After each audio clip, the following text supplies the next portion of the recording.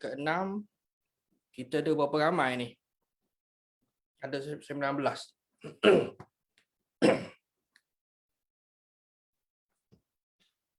Saya nak share macam mana sini ni?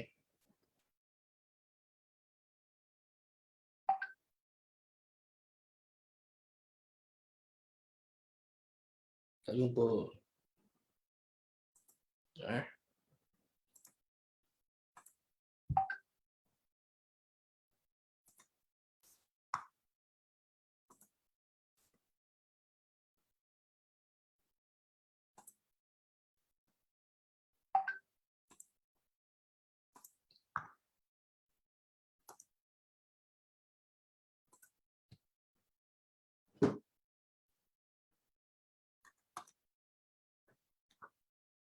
Okey, boleh kita mula tuan-tuan? Boleh. Boleh. Boleh. Boleh. Boleh, alhamdulillah. Baik.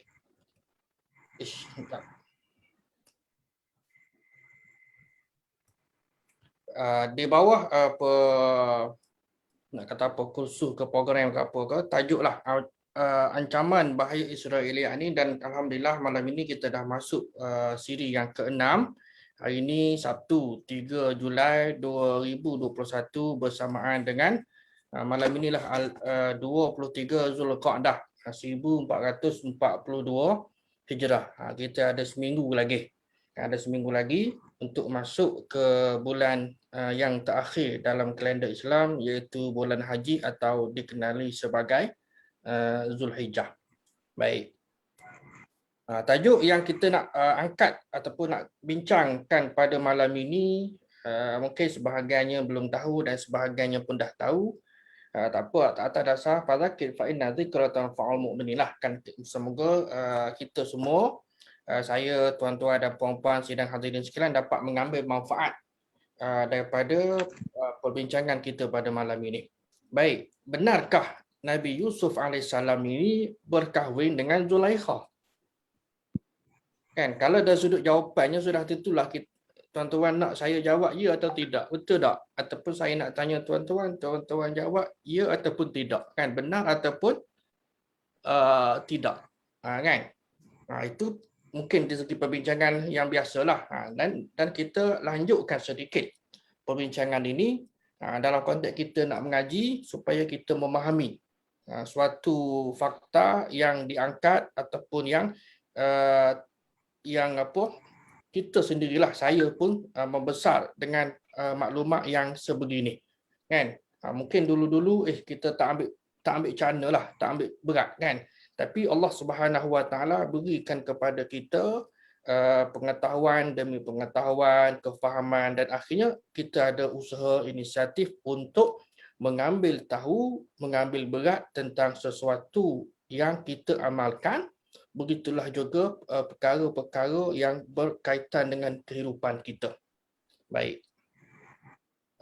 Malam ini saya ada buat 3 ni, tapi tak tahulah, kalau tak sempat kita carry forward pada siri yang berikutlah. Poin pertama yang nak diangkat ataupun nak dibincangkan ialah pertemuan Nabi Yusuf AS dengan Zulaikha. Kan? Zulaikha. Yang kedua ialah Hamim ataupun godaan isteri Al-Aziz. Yang dikatakan nama tadi itulah isteri Al-Aziz itu kepada Nabi Yusuf AS. Dan poin yang ketiga yang nak dibincang ialah perkahwinan Nabi Yusuf dengan isteri Al-Aziz. Ini klimaks, kan? Jadi tajuk kepada yang fokus kepada yang ketiga. Namun sebelum sampai kepada titik perbincangan nombor 3, kena lalu nombor 2, kena lalu nombor 1 terlebih dahulu. Barulah kita boleh faham, insya-Allah kita boleh hadam latar belakang isu dan cerita. Baik, kita bermula dengan pertemuan Nabi Yusuf AS dengan Zulaikha. Bila dan di mana mereka ni bertemu? Agak-agaknya bila dan di mana mereka bertemu? Kalau tanya tuan-tuan lah, anak tanya abah dengan Umi ni kat mana bertemu? Kan? Abah dan Umi kat mana bertemu? Kan? Itu rahsia dah. Baik, agak-agak di sini ni tuan-tuan, nak kata bila tu bukanlah dari sudut masa tarikh berapa hari bulan 1 Januari ke kan. Bila ni dari sudut tempoh masa dan maknanya di manakah ni merujuk kepada tempat kan. Baik. Jadi nak tahu jawapan dalam Islam ini sumber berkenaan dengan Nabi dan Rasul ini kita dah bincang siri 5, 4, 3, 2 dan 1. Kita tahu bahawa sumber utama adalah Al-Quranul Karim. Dan yang kedua adalah hadis Nabi SAW. Ini dua sumber utama. Kan? Dari sudut hukum hakam, dari sudut ilmu. Kan? Ada pun sumber yang lain yang dah kita bincang, kita sebutkan secara sepintas lalulah. Dari sudut kitab-kitab, kan? Misalnya kitab tafsir ke, kitab hadis ke, sumber sejarah ke dan sebagainya. Dia misalnya sumber sejarah juga dikira sebagai sumber kan dalam disiplin ilmu. Baik. Jadi bila di mana mereka bertemu, kita rujuk kepada satu firman Allah Subhanahu Wa Taala dalam surah Yusuf. Dalam banyak-banyak nabi ni kan ada beberapa nabi yang Allah Subhanahu Wa Taala letak nama dia. Kan antaranya ialah Nabi Muhammad, Nabi Ibrahim, Nabi Hud, kan? Nabi Saleh tak ada surah dah, kan? Baik. Kemudian Nabi Yusuf, kan? Dan Nabi Musa sayang tidak ada surah walaupun kisah dia ni tuan-tuan belajar tentang tadabbur ini kisah Nabi Musa boleh kata merata dalam surah-surah dalam Al-Quran tapi sayangnya tidak ada surah yang bernama Musa. Kan? Baik kita bacalah auzubillahi minasyaitonirrajim wa syarauhu bisamanin bakhsin darahima ma'dudah wa kanu fihi minaz zahidin. وقال الذي اشتراه من مصر لامرأته أكرمي مثواه عسى أن ينفعنا أو نتخذه ولدا وكذلك مكنا ليوسف في الأرض ولنعلمه من تأويل الأحاديث والله غالب على أمره ولكن أكثر الناس لا يعلمون. Orang yang ada Quran kan handphone ke masah ke okey boleh tengok terjemahan.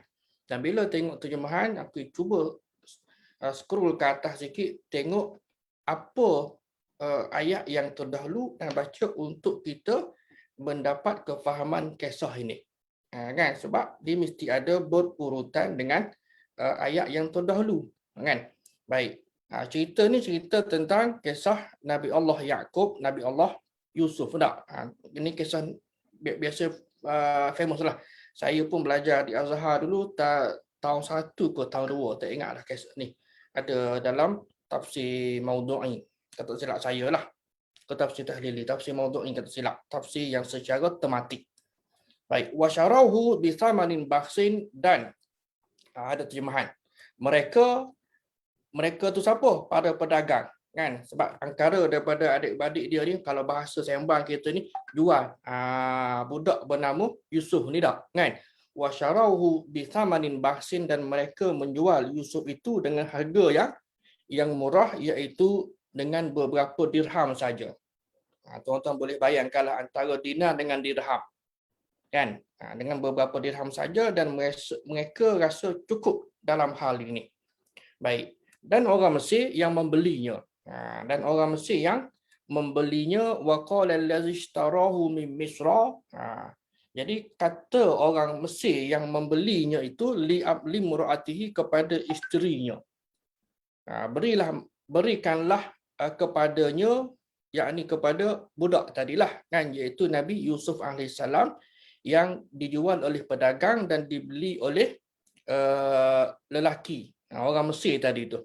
Berikanlah kepadanya tempat dan layanan yang baik, boleh jadi budak tadi bermanfaat kepada kita kan, atau kita ambil dia sebagai anak kan.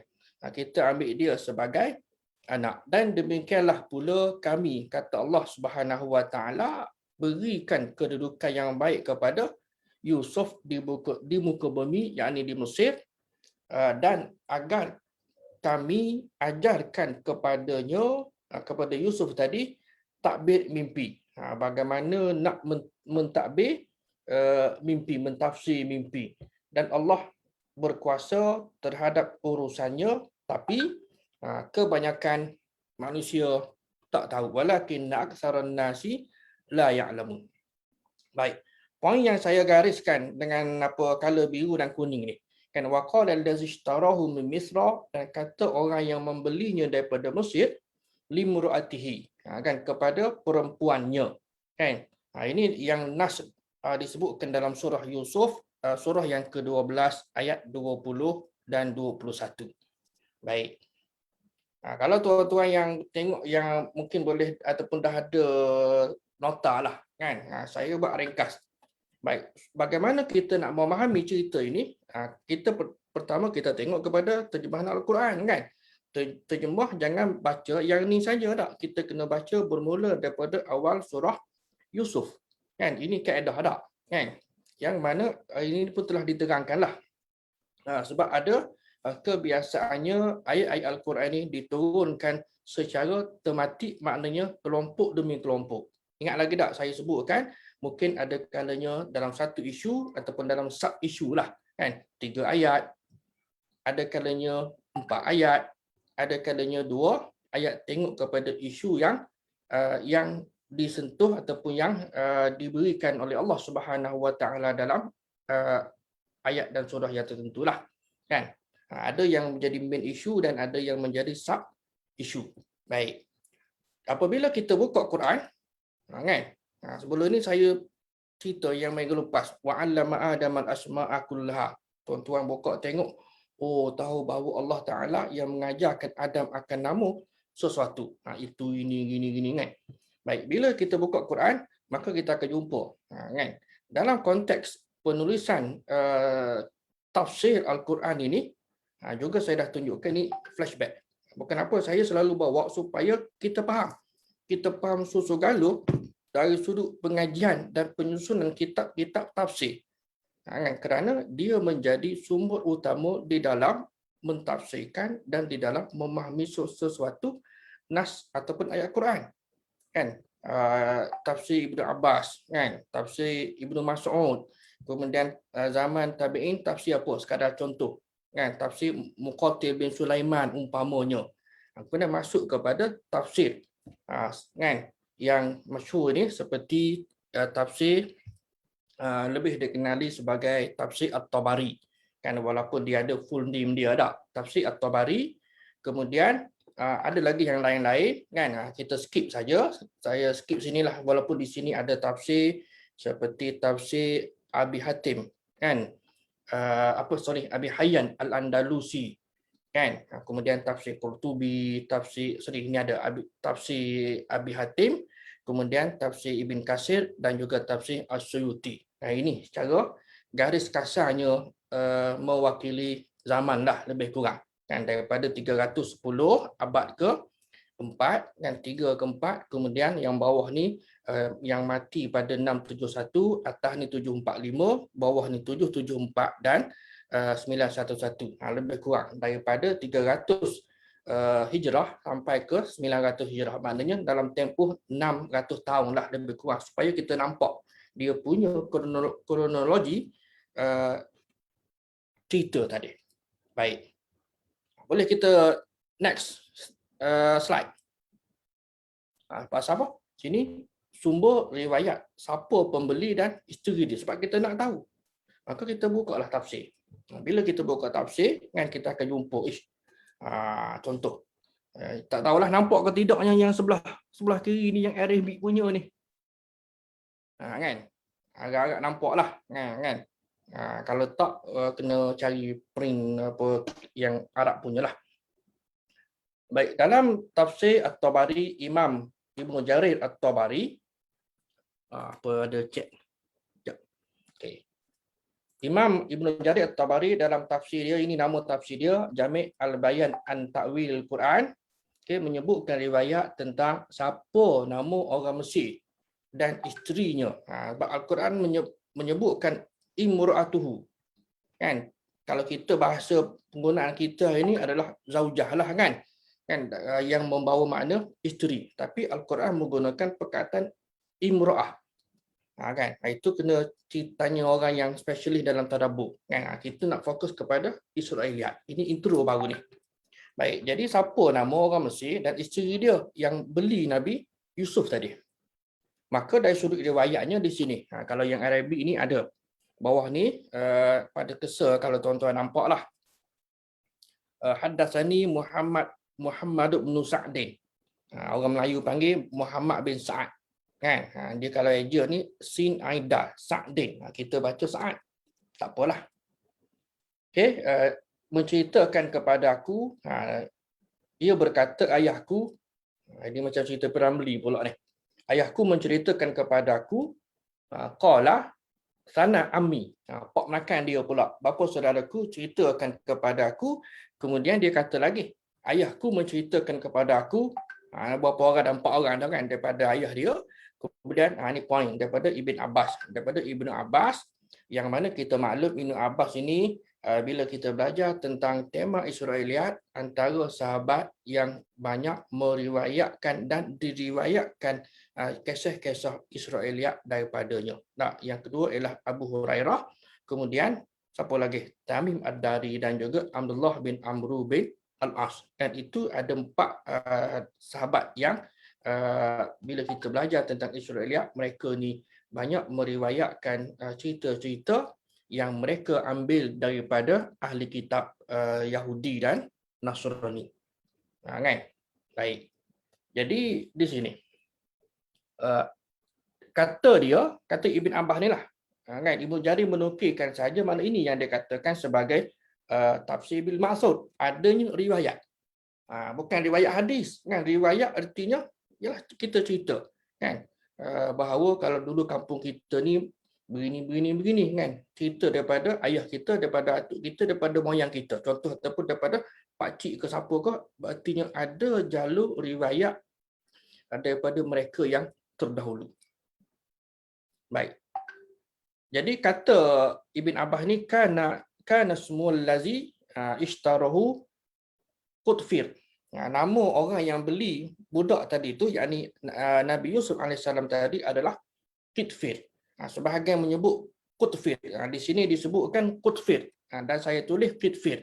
Ini dari sudut teknikal lah. Ada perbincangan sebenarnya kalau kita meneliti secara lebih cermat, lebih detail, ada perbincangan dalam kalangan penulis kitab tafsir ini di dalam menukilkan nama perawi serta menyebut dan membacanya. Kan? Tapi bagi secara umumnya kita tahu dah lebih kurang kan bahawa orang yang membelinya adalah nama sekian, iaitu Qutfir ataupun Qutfir. Baik. Kemudian bawah ni. Ni. Wa inna ismuhu Qutfir. Ada pula yang berkata nama dia Qutfir. Kalau tanya sumber mana? Sumber daripada Ibnu Abbas. Kan? Ada yang kata nama dia Qutfir. Saya tak tulislah pada slide ni kan. Jadi bin Ruwaihib wahwal Al-Aziz. Al-Aziz ini tuan-tuan bukan nama dia. Sebagaimana bila kita belajar tentang kisah Fir'aun, kan? Ada tukang sikat dia, nama apa? Tuan-tuan tahu ke nama apa? Ada tahu ke nama apa?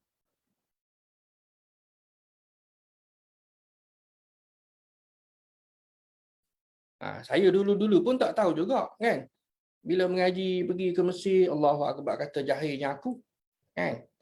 Kita duk terima orang duk cerita daripada kecil lagi masyitah kan. Walham mengaji sekolah Arab tak perasan bahawa masyit dan masyitah itu ala wazan fa'il, atas pertimbangan perkataan fa'il, pelaku lelaki dan perempuan yang merujuk kepada tukang sikat. Jadi maka masyitah itu bukan nama dia, kan? Masyitah itu adalah tukang sikat, kan? Tukang sikat perempuan. Sebenarnya tapi kita pun tahu nama. Itu beza kadang-kadang nama kita ni bila kita pergi ke negara-negara Arab, Arab tu dia tidak gelak depan kita, kan? Pelik ya nama orang Melayu, kan? Saya dah bagi sebutkan secara selingan tak dalam kuliah sebelum ini. Kan nama Sami'an, nama Basiran, nama Kasiran, kan? Nama Kabiran, kan? Jadi orang Arab tak ada pun, tapi oleh kerana semangat, biasanya orang Jawa, kan? Dia ambil nama ni, kan, kita bersangka baiklah kerana nama-nama yang disebutkan tadi kebiasaannya ada disebutkan di dalam Al-Quran sebut, dia pun ambil lah pick up. Okay, exactly bak letak. Okay, nama anak daftar Kasiran, kan, artinya banyak, kan. Contoh begitulah. Yang nama tidak ada pada orang Arab, baik kerana mereka mengetahui makna dia. Baik, jadi Al-Aziz ini pun sama juga tuan-tuan, bila kita mengajar bila kita baca tentang kisah Firaun, kan. Saya cerita saya lah. Saya dulu pun dia ingat Firaun ni, nama tak rupanya Firaun ni macam sultan lah, kan. Nama tu bukan nama dia Firaun. Kan. Kebetulan pula mengaji di Mesir, pergilah tengok sini, bawa mula-mula pergi ke Giza, piramid Giza. Kemudian jalan sendirilah dan sama-sama, maknanya kami lah pelajar-pelajar baru masa tahun pertama kita pergi ke Ramses. Ramses ni pun nama Tuhan mereka lah, kan. Mereka ni orang Mesir lah, berbangsa Koptik tak. Orang panggil Qibti, kan, Maryah Al-Qibtiyah. Baik, jadi nama-nama tadilah. Okey. Jadi Al-Aziz itu adalah bukan nama dia. Al-Aziz merujuk kepada penguasa, kan, yang kuat, yang gagah perkasa, bukan nama lelaki tadi. Wa kana ala khazaini Misra. Dia ni sebagai macam dia tak sebut di sini, ada di belakang ini disebutkan sebagai orang yang menjaga khazain, iaitu khazinah, perbendaharaan Mesir. Mungkinlah menteri keuangan ke menteri apa, wallahu alam lah, yang sewaktu dengannya kita boleh faham. Wa kanal malik yauma izin, maka nama raja pada masa tu ialah Al-Rayyan bin Al-Walid rajulun minal Amalik. Jadi raja yang memerintah Mesir pada zaman itu, jangan duk ingat kata habis mungkin tuan-tuan akan tanya Firaun di mana. Kan? Ini zaman Nabi Yusuf dah ada ke Firaun belum? Kan? Jadi kemungkinan juga dia punya macam kita lah, okey, kampung sekian, kampung apa panggil, hujung pasir, ini dia jajahan takluk dia, kan, keluasan ataupun kesempitan sesuatu wilayah takbir. Baik, rajulun minal Amalik, seorang lelaki daripada kabilah ataupun berketurunan Amalik. Okey. Kemudian yang bawah ni haddatsana Ibnu Humaid. Saya ada sebutkan di sini. Okay, Ibnu Humaid, kan, biasa Arab dia menggunakan Humaid, kan, dia tak baca Hamid, dia tasghir. Tasghir ni makna dengan lebih mendalam lah. Baik, ataupun kita baca Ibnu Hamid pun sebenarnya kita perbetulkan lah, Ibnu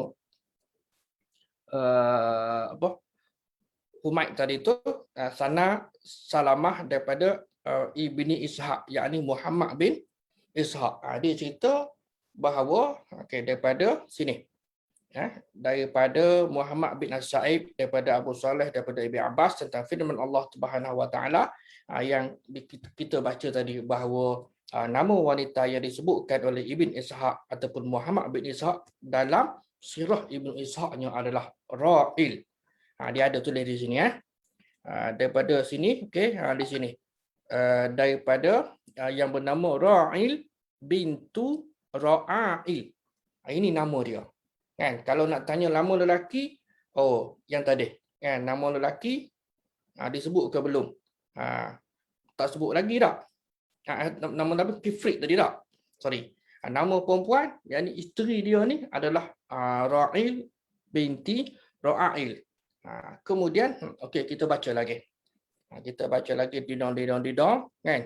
Okey, habis cerita, ringkas cerita dalam tafsir At-Tabari, yang antara yang terawal lah, yang mencatatkan akan nama lelaki, yakni Al-Aziz itu, dan juga nama isterinya, kan, disebutkan sebagai Ra'il. Tak. Baik, tafsir Al-Qurtubi, kan, Imam Al-Qurtubi menyebutkan riwayat daripada Ibnu Ishaq. Dan dia menggunakan jalur daripada Al-Mawardi. Imam Al-Mawardi juga ada kitab tafsir dia. Namun Imam Al-Mawardi di sini ada saya sebutkan dalam yang belakang ini, dia mencantumkan riwayat. Kan? Dia mencantumkan riwayat, kita akan tengok kemudian. Baik, di sini Imam Al-Qurtubi menyebut nama isteri An-Aziz dengan riwayat yang menyatakan bahawa namanya adalah Ra'il. Ada disebutkan di sinilah. Tuan-tuan boleh baca tengok. Baik. Kemudian kata Ibn Ishaq, dialah Itfir bin Ruwaihab, tadi dah jumpa, lelaki tadi yang beli untuk isterinya yang bernama Ra'il. Maknanya ada poin yang sama sebagaimana kitab tafsir At-Tabari. Sebab Qurtubi ini kemudian. Dan begitu juga disebutkan oleh Al-Mawardi dalam kitab tafsir dia. Dan dikatakan pula namanya adalah Zulaikha. Sini barulah timbul nama Zulaikha. Kan? Jadi apabila kita nak match riwayat ini, kan, riwayat yang tidak dapat dibuktikan kesahihannya. Kan? Sebab bila mana kita bincang tentang Israiliyat ini, tuan-tuan, kita kena ingat bahawa Israiliyat ini ialah kisah ataupun cerita yang datang daripada pendeta Nasrani dan Yahudi tak, kan? Kisah-kisah adalah beberapa perkara tentang umat-umat terdahulu, tentang kisah Nabi dan Rasul, cerita tentang kejadian alam semesta, termasuklah kejadian manusia ataupun Nabi Adam, dan juga cerita perkara ghaib, syurga, neraka dan sebagainya. Itulah juga skop dan ruang lingkup bicara tentang Israel. Lihat, dan dia ada 3 jenis, sama ada ulama kata pandangan pertama diterima, makbul, pandangan yang kedua ditolak, mardud, dan pandangan yang ketiga apa dia? Maskut, kan, ataupun maskut anhu, yang didiamkan oleh ulama, ataupun juga sebahagiannya menyebut tawakuh. Tawakuh ini stop, berhenti. Berhenti maknanya bila sampai satu cerita, katakan cerita yang ni, kan, tak dapat dibuktikan benar atau salah, betul ataupun tidak, so apa pendirian mereka, yakni ulama, dan pendirian kita. Pendirian kita oleh kerana cerita ni betul tak betul, wallahu alam. Contohlah kata malam ini saya pun dapat berita, kan, berita ada orang tempat saya di kampung sana kahwin. Ada orang tanya, WhatsApp tak, kan?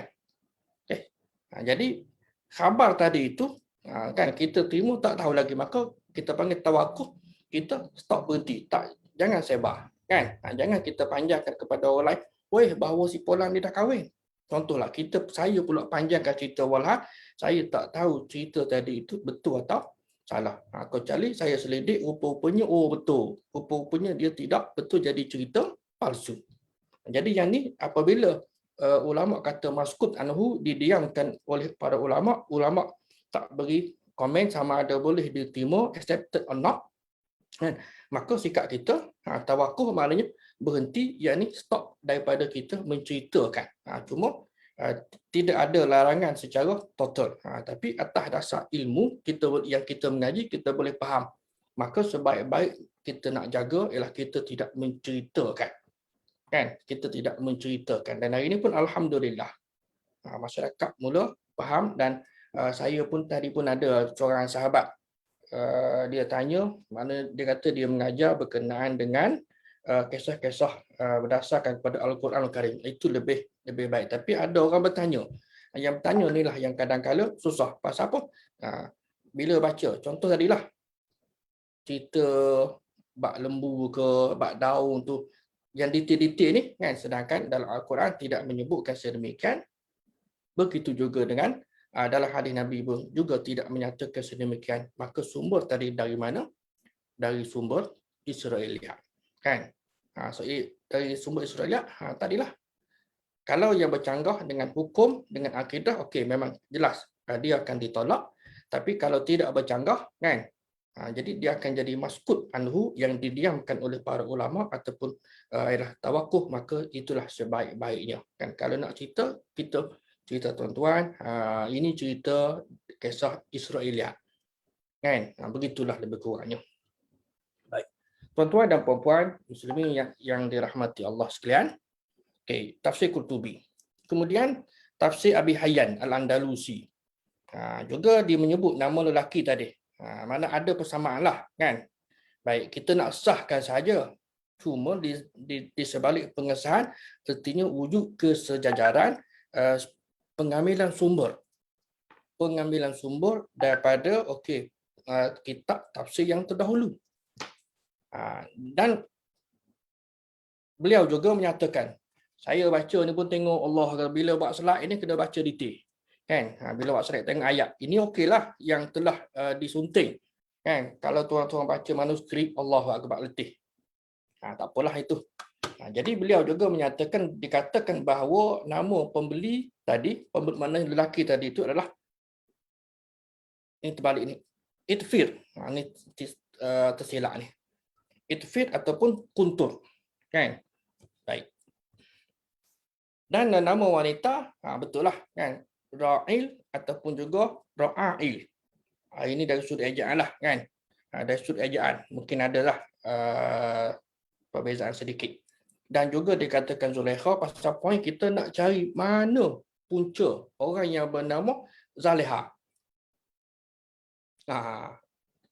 Orang yang bernama Zaliha, ada arwah nenek saya pun nama Zaliha. Kan?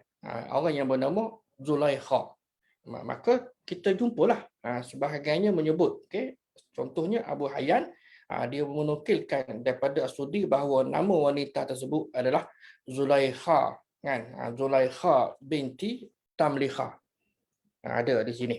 Kan, Zulaikha binti Tamliha. Kalau tuan-tuan tengok slide yang sebelah kiri ni, yang kita arak ni, wasmum ra'atihi, ni. Kalau nak dibaca dengan Zulaikha ataupun Zalikha. Kan? Bila Zaliha inilah lidah Melayu panggil Zaliha. Macam juga orang Melayu nama Gayah. Kan? Ada ke nama Gayah? Ada. Kan? Saudara saya pun ada nama. Kan? Nama Gayah ni ataupun yang panjang sikit Ro, jadi Ro Gayah. Mana ada? Kan? Dari sudut sebutan Arab, rupanya dia daripada nama Ruqayyah. Kan? Ruqayyah, kan? Jadi mungkin sebutan sebahagiannya qaf tadi menjadi ga, dan Ruqayyah sampai kepada kita lidah orang Melayu, kita pun sebutlah Rugayah. Kan? Nama ringkas Gayah. Kan? Nama ringkas Gayah. Oleh sebab itu saya dah juga kongsi pada tuan-tuan, bab nama ni berusahalah untuk memanggil seseorang itu dengan nama yang penuh. Dengan nama yang penuh bukanlah kata nama dia ni 2 perkataan, 3 perkataan, tak. Mana perkataan tadi tu. Kan? Misal kata ginilah, yang nama Zulaikha lah kata tak. Orang kita dia panggil apa? Ika, contohlah kan. Patutnya nama yang penuh lah. Kan? Kerana nama di sebalik nama tadi tu ada doa kan, dan harapan daripada pihak yang memberikan namanya, sudah tentulah kedua ibu bapa kepada anak tadi. Kan? Mesti ada nama, tak kira lah kan, nama Faiz ke nama apa ke, contohlah apa juga nama pun sudah tentulah itulah harapan yang mak ayah ni nak kepada bayi yang dilahirkan dan dia beri nama sekian-sekian tadi. Okey. Ini kita panggil punca sumber munculnya nama Zulaikha. Tafsir Ibn Katsir pun lebih kurang sama. Kan? Okey. Yang kedua, yang ketiga, ini yang keempat. Di sudut turutan adalah sama. Kita ringkaskan sedikit. Kan? Nama tadi itu Itfir, kan? Bin Ruhaid, kan? Ra waw ha ya ba Ruhaid. Okey, ditulis Menteri Perbendaraan. Kalau kita ini tadilah sama ada Menteri Keuangan ke apa, lebih kurang macam itulah. Dan lelaki tadi adalah juga kita dah jumpa tadi Rayyan Ibn Al-Walid, ataupun sebahagiannya menyebut Al-Walid bin Rayyan. Berlaku kesamaran dalam perawi tadi itu dirupa sama ada mana dulu. Macam kita lah dulu-dulu, tuan-tuan. Imam Malik bin Anas ke Imam Anas bin Malik? Yang mana satu? Pening. Kan? Tak dapat beza kan? Contohlah. Bila kita dah belajar, kita tahulah yang Imam Mazhab tu nama dia Malik. Yang sahabat Nabi tu namanya Anas. Kan? Contoh supaya kita tidak confuse. Baik. Jadi samalah kata Ibn Ishaq pun bahawa nama isteri menteri tadi adalah Ra'il binti Ra'il. Kan? Adalah sama. Ini qala Muhammad bin Ishaq ismuhu Idfir bin Ruwaihib wa huwa al-Aziz wa kana ala khaza'in Misra. Sama. Baik. Kemudian yang kelima ialah tafsir As-Suyuti. Imam Jalaluddin As-Suyuti juga kan menyebutkan perkara yang samalah. Cuma dari sudut pendetailan ini kalau kita nak perhati sikit je ialah adanya Zulaikhah. Kan? Adanya Zulaikhah. Sedangkan riwayat tadi menyebut Zulaikhah. Kan Zulaikhah saja dan di sini ada perbezaan. Namun kita tidak nak masuk detail lah kan sampai ke tahap begitu sekali. Kan? Ini akhraja Abu Syaikh an Syu'aib Al-Jubai an-Nasma Mra'atil Aziz. Sama ada dibaca Zulaikhah dengan ta marbutah ataupun Zalikhah. Dan kebiasaan Arab ni mereka membaca bitasghir dengan isim tasghir lah, tafdil Zulaikhah. Baik. Jadi jelas kepada kita kan kita dapat buat rumusan dan kesimpulan bahawa lelaki yang membeli Nabi Yusuf AS tadi adalah menteri. Kan? Kalau hari ini menteri keuangan lah kot. Namanya adalah kan Itfir ataupun Kitfir dan isterinya bernama sama ada Ra'il ataupun juga adalah Zulaikha ataupun Zulaikhah. Kan? Itu dari sudut nama. Okey, clear. Ini kita pun skip lah. Kan orang yang membelinya bernama Kitfir Ruwaihab dan nama isterinya adalah Ra'il bin Ru'ail. Baik. Adapun yang selain daripada 5 kitab yang disebutkan tadi, ada beberapa lagi seperti ni kitab tafsir yang mencantumkan yang menggabungkan riwayat Israiliyat daripada nama Al-Aziz, yakni lelaki ataupun menteri keuangan tadi tu. Saya kata menteri keuangan kan dari sudut terjemahan disebutkan menteri yang jaga khazanah, mana perbendaraan. Seperti tafsir Al-Mawardi dan tafsir Asy-Syaukani. Baik, Imam Al-Mawardi meninggal 450 Hijrah, manakala Imam Asy-Syaukani ini kira masih barulah dalam 200 tahun yang lepas. Kan 1250, kita ini 1442. Yang lebih kuranglah 200 tahun yang lalu. Baik. Ini tafsir Al-Mawardi. Nama dia An-Nukat wal Uyun. Panjanglah tu sebab biasa nak mudah kepada kita orang awam ni, kita nisbahkan kitab tafsir itu kepada muallif ataupun penulis dia. Maka Imam Mawardi menyebutkan 2 riwayat daripada orang yang berbeza. Kalau tuan-tuan tengok di sini, okay, saya ringkaskan kepada pertama Ra'il bin Ruhail, kan, isteri kepada Al-Aziz, dan yang keduanya daripada riwayat Ibn Abbas. Ini Ibn Ishaq, ini Ibn Abbas, namanya adalah Kitfir. Baik. Yang kedua ialah daripada tafsir Asy-Syaukani. Imam Asy-Syaukani dalam kitab dia bernama Fathul Qadir juga ada menyebut beberapa riwayat nama Al-Aziz dan isteri dia. Ini pun kalau tengok Allahu Akbar, nak baca macam mana ni? Kan? Jadi nama pun sama. Cuma tadilah dia cantumkan saja. Jadi kita pun dapatlah buat kesimpulan. Maka kita dapat buat kesimpulan bahawa nama lelaki adalah Kitfir, kan? Khidirnya sebagai menteri keuangan kepada kerajaan yang tertentu di Mesir, dan nama isterinya adalah, kan, ada 2-3 dak, sama ada Ra'il dan juga Ra'il dan seumpamanya. Dan selain itu namanya yang biasa glamour adalah Zulaikha. Maka inilah dia yang menjadi sumber dan yang masuk ke dalam kitab tafsir yang diajarkan ke dalam masyarakat kita, malah dalam konteks Nusantara sendiri pun tafsir seperti Anwarul Baidawi, kan, yang dikarang ataupun yang ditulis oleh Abdul Rauf Fansuri, misalnya pun juga ada banyak unsur Israeliat di dalamnya. Mungkin kalau ada kesempatan kita boleh highlight lah sebagai sampul kan, untuk tunjukkan bahawa tafsir-tafsir di Nusantara kita pun ada ataupun tidak terlepas daripada unsur-unsur Israeliat. Namun jangan negatif thinking pula, kalau begitu tak boleh, tak kan. Kita dah sebutkan tadi bahawa Israeliat ni ada 3 kan, sama ada kita boleh terima, sama ada kita boleh, mana ulama menerimanya kan, ulama menolaknya, dan yang ketiga lah yang didiamkan oleh ulama kan, ada syarat-syarat dia yang tertentu. Tidak semudah-mudah kalau gitu kita baca kita telan belaka kan. Macam-macam lah cerita tak, buah khuldinya kan, dan kita pun telan. Tidak, riwayat ini riwayat yang sahih ke tidak kan. Dari sudut riwayat yang tidak sahih, maka kita stop lah, itulah yang sebaiknya. Baik. Ada soalan?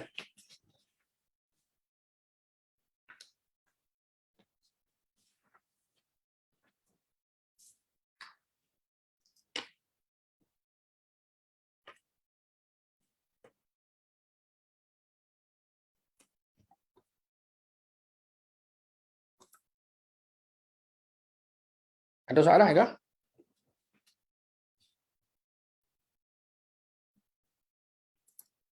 Aku nak tengok sini tak dalam Facebook ni.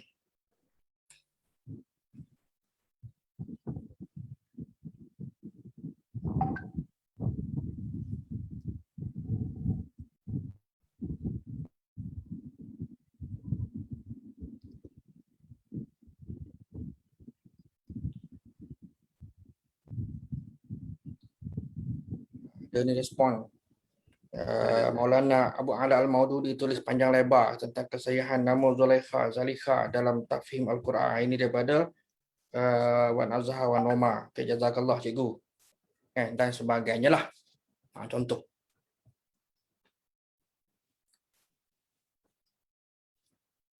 Baik, kalau tidak ada, saya nak pergi kepada kesimpulan dululah, sebab ini kalau kita nak masuk kepada ayat ataupun kepada poin yang kedua agak panjang lah kan.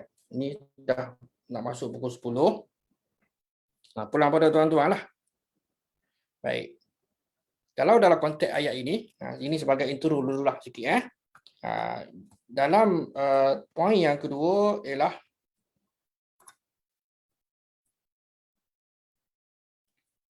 godaan isteri Al-Aziz kepada Nabi Yusuf AS. Jadi godaan ataupun nak cerita mana ayat yang negatif ni kan. Ayat yang negatif ni ada beberapa riwayat yang menceritakan bahawa wanita tersebut menggoda Nabi Yusuf, dan keadaan Nabi Yusuf AS itu ketika digoda oleh wanita tadi. Kan? Jadi ini berdasarkan kepada firman Allah Subhanahu Wa Taala, ayat berikutlah kan, kita baca kita akan seronok tak kita rasa. Itu sebab bila kita baca tuan-tuan ayat Quran ni, kita faham, kadangnya nak baca 2 muka surat aja, tapi bila kita faham kita rasa seronok, macam orang baca novel lah. Baik, auzubillahi minasyaitonirrajim, walaqad hammat bihi wa hamma biha. Ini kan, walaqad hammat bihi wa hamma biha laula an ra'ahu burhana rabbih kadzalika linasrifa anhu su'a wal fahsya innahu min ibadina mukhlasin. Kan? Walaqad hammat bihi. Kata Allah Subhanahu Wa Taala, sesungguhnya wanita itu telah bersungguh. Ini kadang ini istilah lembut lah ni. Kan? Terjemahan yang agak apa linear lah tak. Kalau ikutkan terjemahan yang agak apa nak kata apa, kasar ke brutal ke straightforward ke, ialah untuk melakukan sesuatu perbuatan. Maknanya yang tak elok lah, yang tak baik kepada Nabi Yusuf, dan Nabi Yusuf pun bermaksud sedemikian. Tepuk tangan sebelah, tepuk tangan dua belah. Lebih kurang macam itulah. Kan? Jadi dengan itu andai kata dia tidak melihat tanda yakni dari Tuhannya, demikianlah kami memalingkan daripadanya kemungkaran dan kekejian. Sesungguhnya Yusuf itu termasuk dalam kalangan hamba kami yang terpilih. Baik, juga ada beberapa riwayat yang menceritakan bagaimana wanita tersebut menggoda Nabi Yusuf dan keadaan Nabi Yusuf ketika digoda oleh si wanita tadi. Kan? Jadi saya tak sambung, kita hold di sini. Kan? Saya bagi clue ayat ini, mungkin tuan-tuan boleh baca tengok dulu kan, yang dah ada maklumat, alhamdulillah dia semakin cerah kan terhadap perbincangan kita pada malam ini. Maka dari sudut jawapan awal belum lagi. Duk tunggu betul ke tidak? Kan? Tunggu tak? Kalau nak cut terus tengok okey kan, ujung sekali akhirnya mereka dua ni kahwin ke tidak? Macam mana tuan-tuan? Kalau ujung sekali, endingnya macam mana? Macam cerita Hindustan pula ni.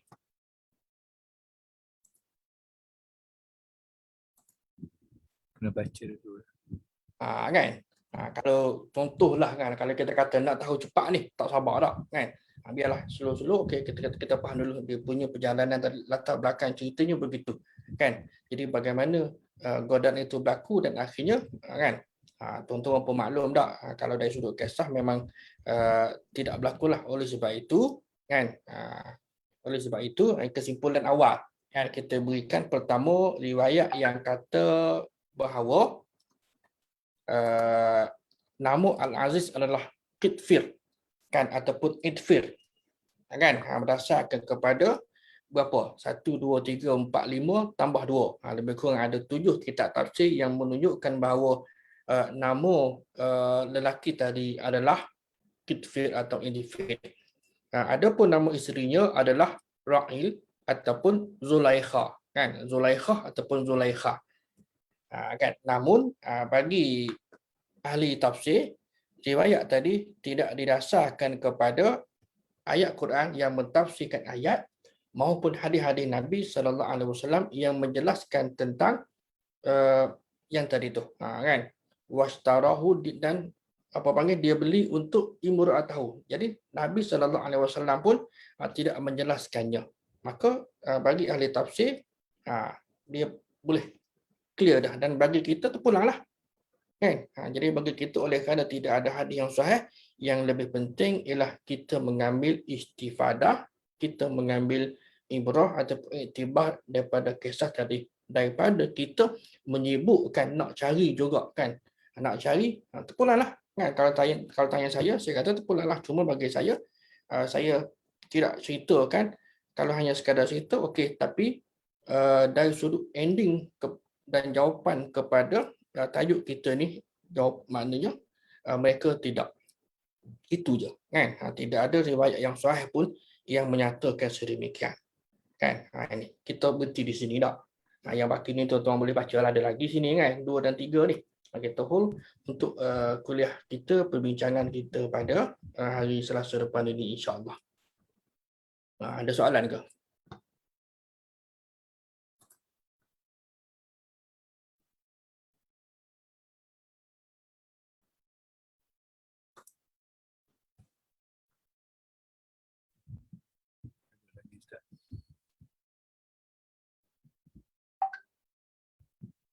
Senyap belaka?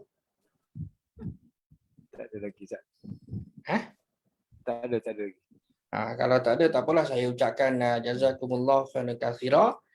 Terima kasih atas perhatian tuan-tuan dan puan-puan yang dirahmati Allah sekalian. Mudah-mudahan sedikit perkongsian ini ada kebaikan yang dapat dimanfaatkan kan.